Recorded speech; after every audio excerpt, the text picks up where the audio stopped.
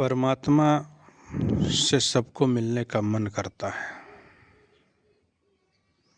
हर व्यक्ति चाहता है कि परमात्मा मिल जाए, और अगर कहीं मिल गया आप क्या करेंगे बताइए। हर व्यक्ति का मन करता है परमात्मा से मिलने का। अब परमात्मा से मिलने की साधना भी करता है, भक्ति भी करता है, याचना भी करता है, किंतु कहीं अगर जो परमात्मा मिल गया तो आप क्या करेंगे? उसको बैठ के खाना खिलाएंगे, उसको बैठ के पूजा करेंगे, कि उससे बर्तन धुलाएंगे, कि वो तुम्हारे घर में रह करके नौकर का काम करेगा? नहीं, ये सब कुछ नहीं करेगा वो। परमात्मा से मिलने का कोई औचित्य ही नहीं है। समझें थोड़ा सा। अगर परमात्मा को आप मानते हैं तो परमात्मा को धन्यवाद दें, जो उसकी बनाई हुई सृष्टि है उसको धन्यवाद दें। उसने आपको इतना सुंदर सुगठित बढ़िया फर्स्ट क्लास शरीर दिया है, जो कि आपको मनुष्य का तन मिला हुआ है। मनुष्य का तन सद्गुरु मिलब मोक्षो इच्छा होए। मनुष्य का तन मिलना, सद्गुरु का मिलना और मोक्ष की इच्छा होना बहुत बड़ी बात है। हर व्यक्ति को मनुष्य का तन तो मिल जाता है सरलता से, क्योंकि माँ बाप के संयोग संबंध से हो जाता है और आपके संस्कारों के माध्यम से मनुष्य का तन मिल गया। ये पहली प्रथम सीढ़ी हो गई है। अब मनुष्य का तन तो मिल गया, लेकिन मनुष्य के तन से आप करोगे क्या? ईश्वर की भक्ति बहुत बढ़िया, लेकिन आप घंटी बजाते हैं ईश्वर से मिलने के लिए, पूजा प्रतिष्ठा करते हैं ईश्वर से मिलने के लिए,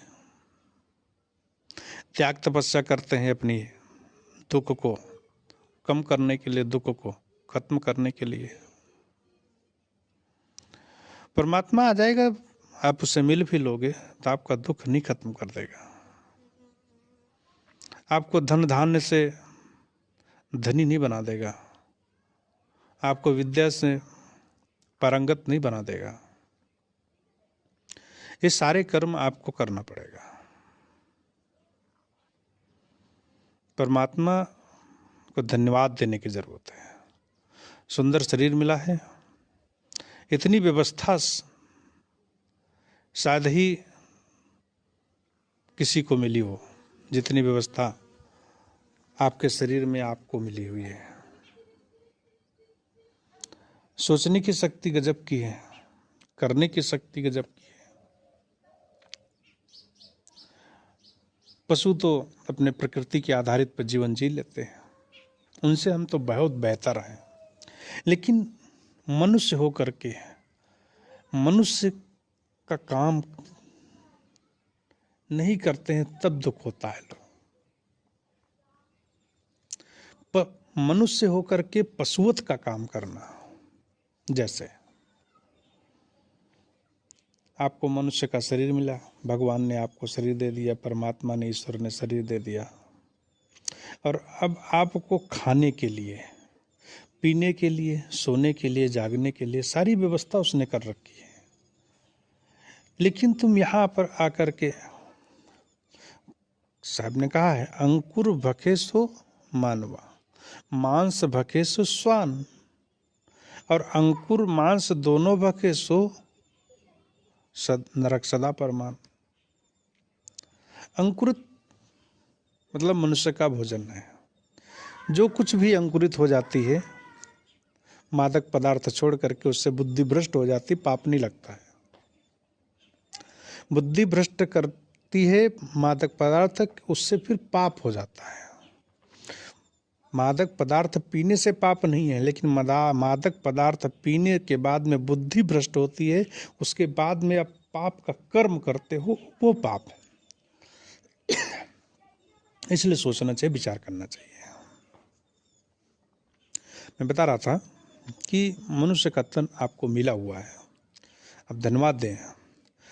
सुंदर आपकी आंखें मिली हुई हैं, आप सब कुछ देख सकते हैं। किन्हीं किन्हीं लोगों को नहीं वो चीज़ें मिली हैं, आपको मिली हुई हैं। सुंदर हाथ मिले हुए हैं, इनसे आप दान का काम कर सकते हैं, अच्छे कर्म कर सकते हैं, दूसरों की सेवा कर सकते हैं। लेकिन अब इन्हीं से दूसरों को मार काट, चोरी, हिंसा ये सब करने लगेंगे तो दुष्कर्म हो जाएगा। परमात्मा ये नहीं कहेगा। परमात्मा जिस दिन मिल जाएगा उस दिन आपको धिक्कारेगा आपके कर्मों के ऊपर में। आपको बहुत धिक्कारेगा कि तुमको किस लिए मैंने यहाँ भेजा था,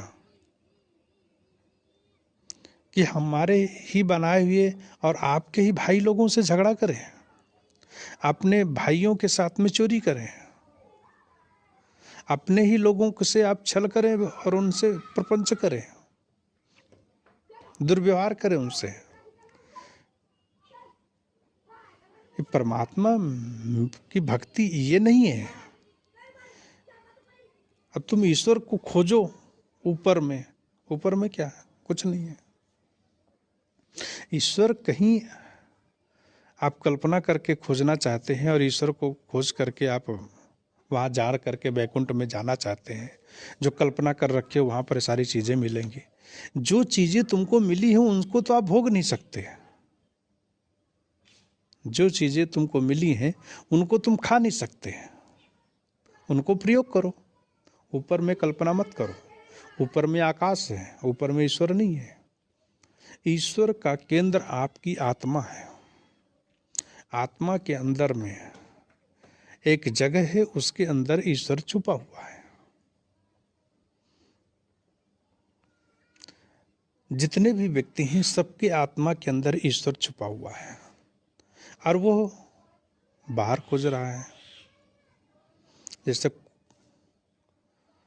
हिरण की नाभि में बोलते हैं को कुंडली रहती है और वो उसको खुशबू देती रहती है, कस्तूरी।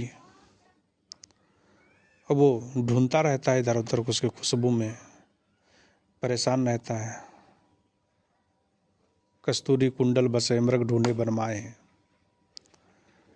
तो ये समझना चाहिए इस बात को।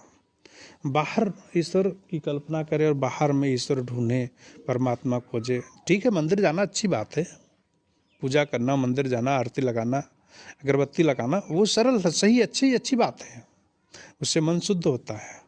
किंतु कल्पना कर लीजिए ऊपर में और उसके आड़ में आप गलत कार्य कर रहे हैं, दूसरों को बेवकूफ़ बना रहे हैं, ठगी कर रहे हैं, मंदिर में लोगों को बेवकूफ़ बना रहे हैं और अपना पेट पाल रहे हैं। ये धंधा, धर्म को धंधा न बनाए, और धर्म धंधा है भी नहीं। धर्म तो एक जीवन जीने की कला है और वो कला आपके अंदर में आनी चाहिए। इसलिए परमात्मा को, ईश्वर को, खुदागाड अल्लाह को पहचानो। पहचानना यही है कि उसकी बनाई हुई सृष्टि को गलत प्रयोग मत करो। उसकी बनाई हुई वस्तुएं हैं, उसकी बनाई हुई व्यक्ति हैं, आपने कुछ नहीं बनाया। आपका क्या बनाया है? कुछ नहीं है। आप एक भी तिनका बना नहीं सकते, एक भी तिनका मिटा नहीं सकते। ये प्रकृति का सिस्टम है, लेकिन बिगाड़ सकते हो। सुंदर बढ़िया व्यवस्था बनी है, आप उसको बिगाड़ दोगे, लेकिन मिटा नहीं सकते। तो बिगाड़ दोगे तो आपको ही तकलीफ होगी, दुख होगा, परेशानी होगी और नरक में जीवन जिंदगी जीना पड़ेगा। इसलिए बाहर में ईश्वर की कुछ खोजने की जरूरत नहीं है। आत्मा में लौटो, अपने आप में लौटो और ईश्वर की बनाई हुई सृष्टि को, ईश्वर की बनाई हुई वस्तुओं को, व्यक्तियों को, उनके बनाए हुए इतने सुंदर मानव के पूरा भारत, पूरा विश्व बनाया हुआ, इसको समझो और उनके साथ सुंदर व्यवहार करो। सुंदर व्यवहार करने से आपका मन भी शांत होगा और ईश्वर की भक्ति भी होगी। इसलिए ईश्वर को खोजने की जरूरत नहीं है, अपने को खोजने की जरूरत है। अपने को मिलने और समझाने की और उसको साफ करने की जरूरत है। अगर तुमको दर्पण देखना है और उसके ऊपर काई लगी है तो काई को साफ कर दो, दर्पण दिख जाएगा, आपका चेहरा दिख जाएगा। और दर्पण में काई लगी है और आप चेहरा ढूंढ रहे हो, आपके मन के अंदर में गंदे विचार चल रहे हैं और आप ईश्वर को खोजने चल दिए, नहीं हो सकता। मन को साफ करना पड़ेगा पहले। अब मन साफ हो जाएगा, ईश्वर दिखने लगेगा। मन में आपके विषय नहीं होंगे, विकार नहीं होंगे, गंदी आदत नहीं होगी। जब ये सब कुछ नहीं होगा तो ईश्वर आपको रूप दिखना चालू हो जाएगा।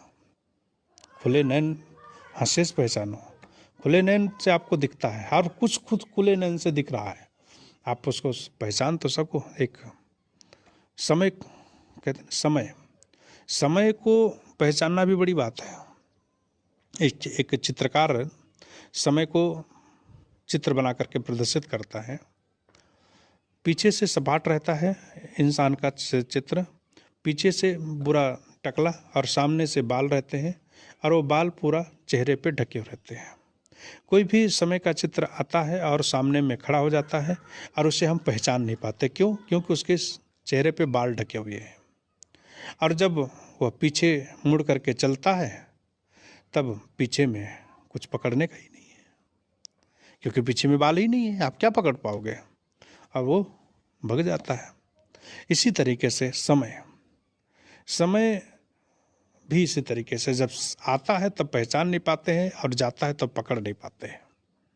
समय निकल गया तो हाथ मलते रहते हैं।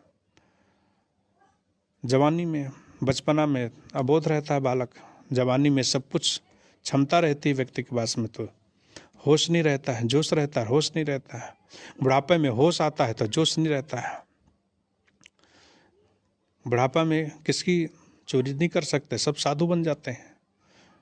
इसलिए जवानी में जो आपने गलत काम किए वहीं पर साधने की ज़रूरत है, वहीं पर संभलने की ज़रूरत है। इसलिए संभलोगे तो आपका काम बनेगा। आत्मा की तरफ लौटोगे तो आपको ईश्वर की प्राप्ति होगी। मंदिर में जाकर के पूजा करो, किंतु दूसरे के साथ में छल मत करो। पूजा करो, घंटी बजाओ, भगवान का भजन करो, किंतु भगवान के भजन की आड़ में दूसरों का अनर्थ मत करो। अनर्थ करोगे तो आपका दुख होगा, आपका मन परेशान होगा। दूसरा कोई जाने या ना जाने, लेकिन आपको परेशानी होगी, आपको तकलीफ होगी। जब जब वो व्यक्ति सामने आएगा तब तब आपको उसकी याद आएगी, मैंने इस व्यक्ति का चोरी कर लिया था, मैंने इस व्यक्ति को धन हर लिया था, इस व्यक्ति को हमने बर्बाद कर दिया था, नाश कर दिया था, गाली दिया था। ये सारी बातें जब जब मन सामने आएगा तब तब मन परेशान होगा और तब तब मन आपको दुखी करेगा। इसलिए किसी का हित करो की बात छोड़ो, सोचो ही मत। ऐसा कर्म ही मत करो जो किसी का अहित हो। गलत काम से आपका अहित हो जाए चलेगा, लेकिन किसी का अहित मन में, दिमाग में ही मत लाओ, क्योंकि दिमाग में लाओगे तो आपको तकलीफ होगी। दूसरों को गाली देने से पहले अपने आप को गाली देना पड़ेगा। कल आपको किसी को मारना है तो आज रात में अपने को मारना पड़ेगा। पहले हजारों गालियां आपको देना पड़ेगा, प्रैक्टिस करनी पड़ेगी, तब उसको आप लड़ाई करोगे, तब आप उसको गाली दोगे। कम बड़ी बात है? नहीं। इसलिए ईश्वर को बाहर न खोज करके समाज में खोजो, परिवार में खोजो, अपने घर में खोजो। आपके घर में ईश्वर बैठा हुआ है, हृदय के मंदिर में बैठा हुआ ईश्वर है। वहाँ खोजो, वहाँ मिलेगा, वहाँ खोजना भी नहीं पड़ेगा, मिल जाएगा। आपको मिल जाएगा। क्या कर लोगे? कुछ करने की ज़रूरत नहीं है, सब कुछ छूट जाएगा, ये समझ लो। इतना सारा महल, इतना सारा सब कुछ बनाया हुआ, सब कुछ छूट जाएगा, क्योंकि आप जब पैदा हुए तो कुछ नहीं लेके आए थे, सिर्फ संस्कारों की वजह। आपके किए हुए कर्म ही संस्कार बन करके आपके साथ में जाएंगे और ईश्वर कुछ भी नहीं कर पाएगा। इसलिए अपने आप को समझाओ और समझो, समझ करके कार्य करो, व्यवहार करो। ईश्वर को खोजने की जरूरत नहीं है, ईश्वर को मानने की जरूरत नहीं है, ईश्वर को जानने की जरूरत है।